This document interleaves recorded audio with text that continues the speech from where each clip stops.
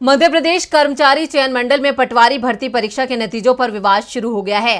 कांग्रेस ने परिणाम में धांधली का आरोप लगाया है, जिसको लेकर अब कांग्रेस नेता राहुल गांधी और पार्टी की राष्ट्रीय महासचिव प्रियंका गांधी ने भी शिवराज सरकार पर सवाल खड़े किए हैं। तो शिवराज में कैसे एक ही सेंटर से 10 में से निकले 7 टॉपर, कैसे हुई ये धांधली, देखते हैं ये रिपोर्ट।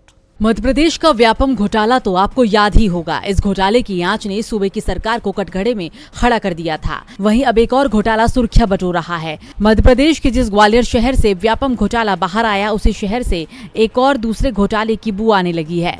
दरअसल राज्य में पटवारी की भर्ती निकाली गई थी। इसके लिए परीक्षा हुई थी, लेकिन 30 जून को जब नतीजा आया तो सब चौंक गए, क्योंकि 10 में से 7 टॉपर एक ही शहर ग्वालियर के एक ही center NRI institute of technology and management के निकले। सिर्फ इतना ही नहीं, इन सभी टॉपर्स ने अपने सिग्नेचर इंग्लिश में नहीं बल्कि हिंदी में किए थे।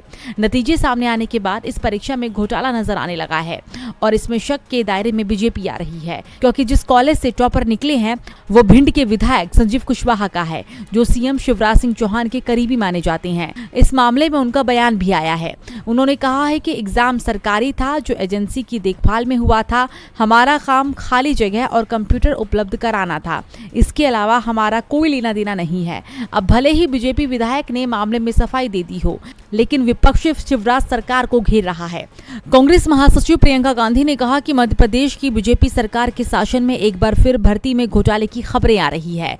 नौकरियों के लिए पदों की लाखों रुपए में बोली लगाए जाने की खबरें हैं और सरकार जांच कराने से क्यों कतरा रही है। भर्ती घोटाले से जुड़े होने के आरोप में बीजेपी नेताओं का नाम क्यों नहीं सामने आता है। नौकरी के लिए भर्तियों में केवल घोटाले ही घोटाले हैं।